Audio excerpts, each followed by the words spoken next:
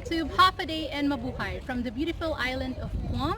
Today we will be discussing the risk factors for not passing the exam the first time around.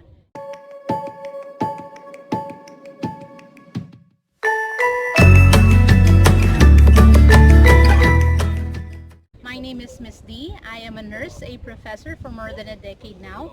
I'm a nurse in the Philippines and also in the US, a master's degree holder in nursing, and I will take you through what every retaker wish they knew. I've been teaching in the review for, again, more than a decade also, so I would like to share with you a piece of my experience on this matter.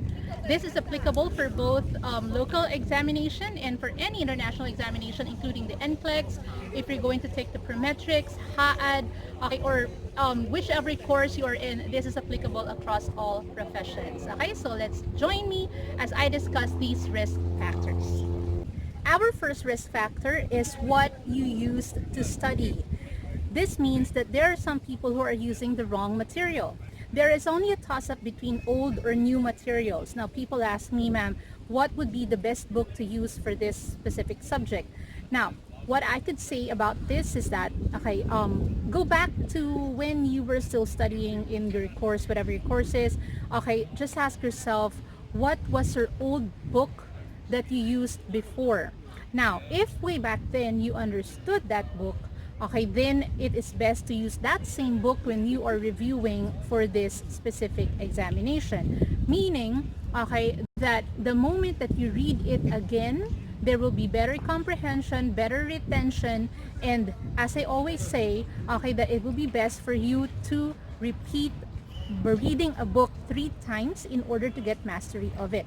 Now, the moment that you think that the book that you used before was actually not effective, then that is the time for you to buy new material. Some people actually love to jump onto new material, but the problem with new books is that you need to get a feel of it again. You need to go through it again, understand it again, which actually takes a longer time. Our next risk factor is too many. Buying too many books, too many resources, too many materials all at the same time. Now remember that it is better to have just 1 or 2 books that you read cover to cover rather than having 10 books which you barely even read. Some people just love buying books just for the sake of, adding to their confidence. But however, that will only increase your anxiety in the long run. So again, stick to 1 book, because remember, if there are 2 books that will clash, that there is no referee that will say which one is the right one.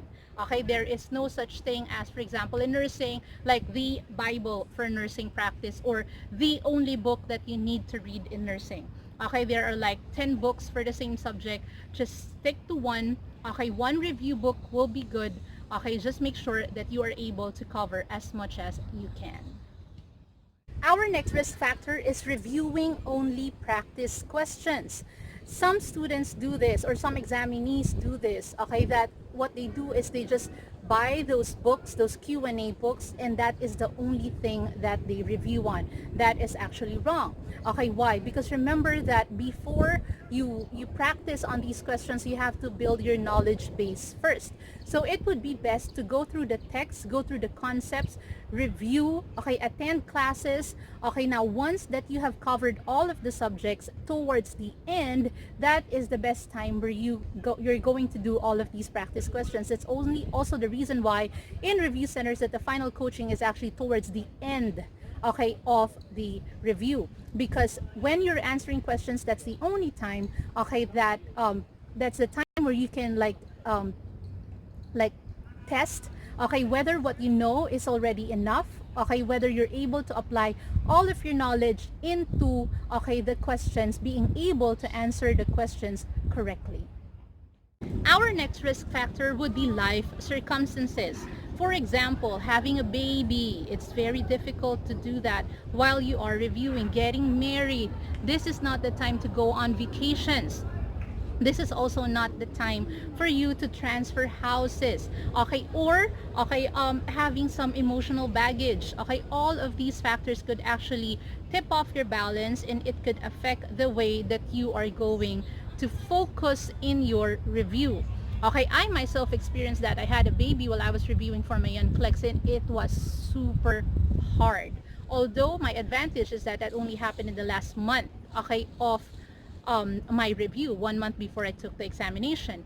Okay, so if you're going through it, you might want to think about delaying taking the examination a little bit, okay, during the time when you are calm, you're focused, and you can really say that you are ready. Our next risk factor is taking the examination when you are not ready. Some people just want to take the examination just to get it over and done with. In the Philippines, we call it nagkasubuan na eh. Okay? However, that is a very large risk to take. And chances are you may not pass the exam.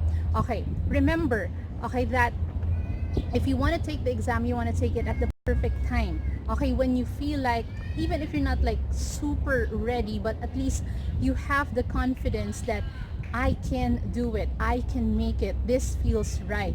Okay, I know that I have prepared enough, my scores are okay. Okay, and in taking the exam, I would say that around 60 to 70% in every like practice test, in every exam that you're taking, every question based examination that you're taking, if you're hitting those marks consistently, okay, then I would tell you have greater chances of passing the exam. So make sure that you wait until the time that you feel like you are most likely ready to take it before you go ahead, okay, and charge into taking that exam. Our 5 risk factors for not passing the exam the first time around.